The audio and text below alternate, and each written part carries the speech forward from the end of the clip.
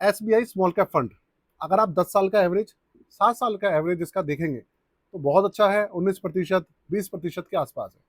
लेकिन अगर आप 3 साल का एवरेज, 1 साल का, 6 महीने का, 3 महीने का देखेंगे तो देखकर आपका सर ना चकरा जाएगा। ऐसा मैं क्यों कह रहा हूँ, आप ये मिनी रिव्यू देखेंगे तो आपको पता लग जाएगा मेरे कहने का तात्पर्य क्या है, मतलब क्या है।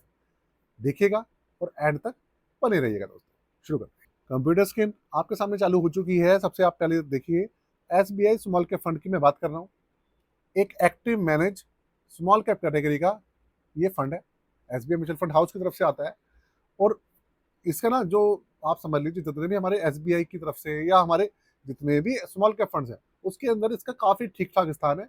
एयूएम भी अच्छा है, परफॉर्मेंस भी अच्छी रहती है इसकी, ये हमेशा टॉप 5 के अंदर रहता ही रहता है।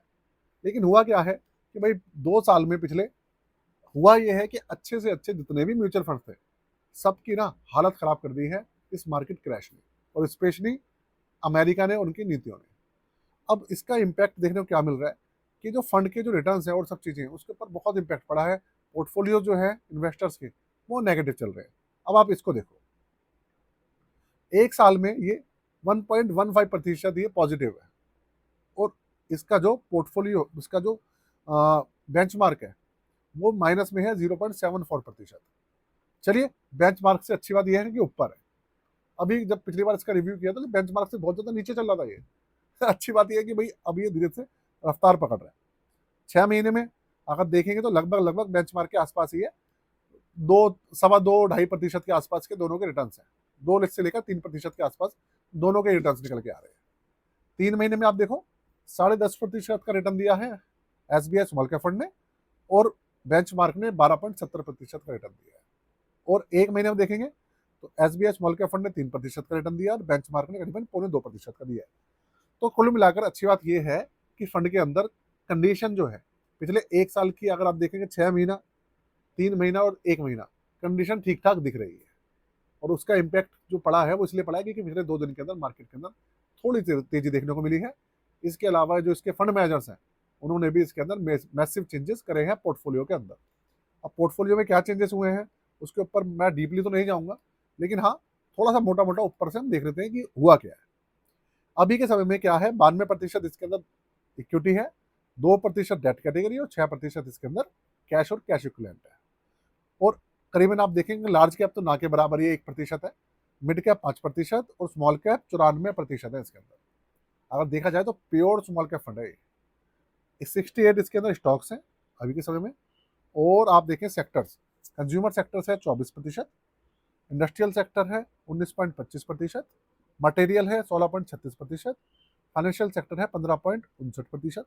इसके अलावा टेक्नोलॉजी है 7%, कंज्यूमर स्टेपल्स है 5.25%, हेल्थ केयर है 3%। ये सारी हिस्सेदारी है सेक्टर्स की। ठीक है, तो सेक्टर्स का चुनाव ठीक ठाक हो रखा है, स्टॉक्स का चुनाव अच्छा हो रखा है, इसलिए फंड की जो परफॉर्मेंस है उसके अंदर इजाफा देखने को मिल रहा है, तेजी देखने को मिल रही है, इंप्रूवमेंट है, मतलब साफ सीधी बात है ना। और इसके अलावा अगर मैं आपको बताऊं इसके जो चार्जेस हैं और सब चीज़ों के अंदर जो चेंजेस हुए हैं उनको देख लेते हैं।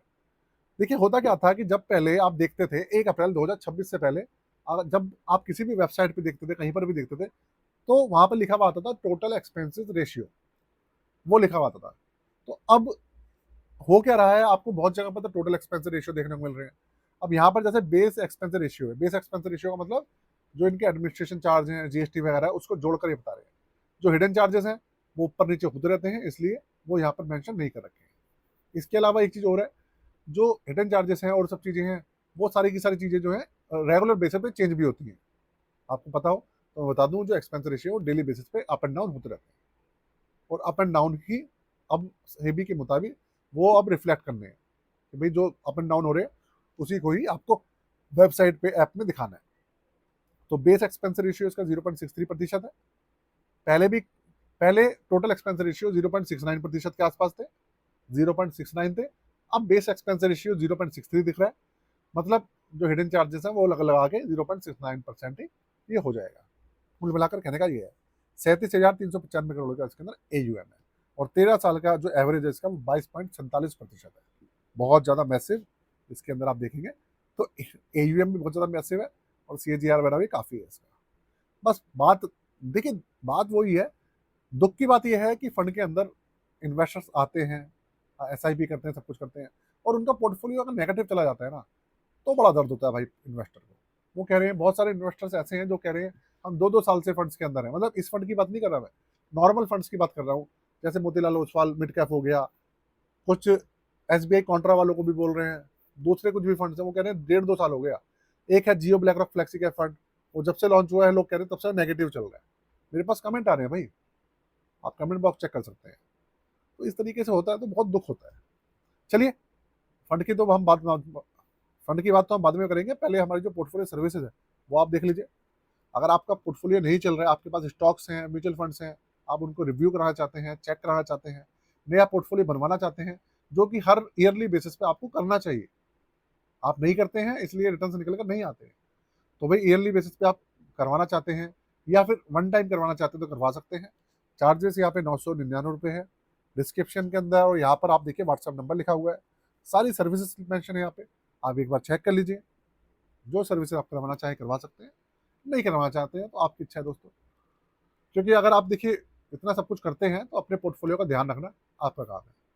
ठीक है, वीडियो को मैं यही खत्म कर रहा हूँ आज के लिए दोस्तों। जय हिंद,